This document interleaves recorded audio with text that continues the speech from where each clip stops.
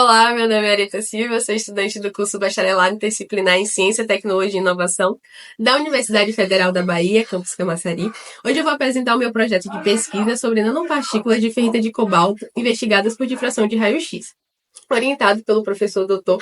Fernando Henrique Martins da Silva. A nanotecnologia é uma área fascinante da ciência, que envolve o controle e a manipulação da matéria em uma escala extremamente pequena, na ordem dos nanômetros, que é 1 bilionésimo de metro. Para dar ideia, isso é cerca de 100 mil vezes menor que a espessura de um fio de cabelo humano. Embora pareça algo muito moderno, o uso de materiais em escalas nanométricas já existe há muito tempo, como o cálice de Licurgo, criado pelos romanos no século IV, que muda de cor devido à presença de nanopartículas de ouro e prata. Dentro da nanotecnologia, materiais como nanotubos de carbono, filmes finos e nanopartículas têm se destacado em suas múltiplas aplicações. As nanopartículas, por exemplo, são partículas minúsculas suspensas em líquidos e são fundamentais para as tecnologias avançadas, desde tintas até tratamentos médicos. Um tipo específico de nanopartícula é usado em fluidos magnéticos, que são líquidos contendo partículas magnéticas que respondem a campos magnéticos externos. Essas nanopartículas são muitas vezes feitas de ferrita, que são óxidos metálicos com propriedades magnéticas especiais. Um conceito essencial aqui é a dupla camada elétrica, presente nos fluidos magnéticos com dupla camada elétrica. Esse tipo de fluido é único porque as nanopartículas magnéticas são revestidas por uma camada de carga elétrica que atrai íons de cargas opostas do líquido ao redor, estabilizando assim o fluido.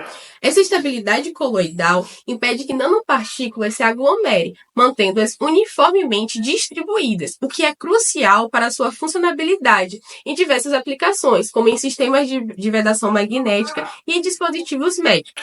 A estrutura cristalina das ferritas do tipo espinélio que investigamos é baseada em um empacotamento cúbico compacto de átomos de oxigênio, formando intersítios onde se alojam cátions metálicos como o ferro. Essa distribuição entre sítios tetaédricos e octaédricos é fundamental para determinar as propriedades magnéticas do material, especialmente quando reduzido à escala nanométrica. Dependendo de como esses cátions estão distribuídos, podemos ter diferentes tipos de espinélio, o normal, inverso ou misto, o que impacta diretamente a magnetização, se tornando um parâmetro crítico para muitas aplicações tecnológicas. Para sintetizar essas nanopartículas de ferrita de cobalto, utilizamos um método de coprecipitação hidrotérmica. Esse método é eficaz para controlar o tamanho das nanopartículas e garantir uma distribuição estreita, algo crucial para as aplicações durante a síntese. As nanopartículas assumem uma estrutura do tipo Cortichel, onde uma fina camada superficial condiciona suas propriedades magnéticas e estruturais, que são diferentes das observadas em materiais em maior escala, por exemplo.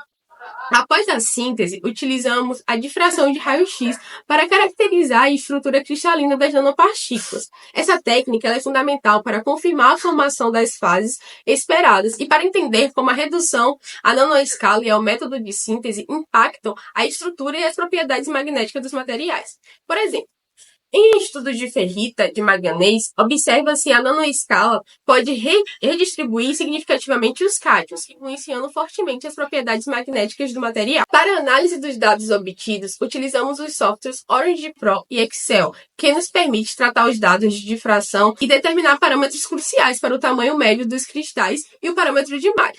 Em resumo, o meu projeto é explorar a síntese e a caracterização de nanopartículas de ferrita de cobalto, focando na análise detalhada de sua estrutura cristalina por difração de raio-x. Esse estudo não contribui só para o avanço do conhecimento na área de nanotecnologia, mas também abre novas possibilidades para o desenvolvimento de materiais com propriedades ajustadas para aplicações tecnológicas e biomédicas específicas.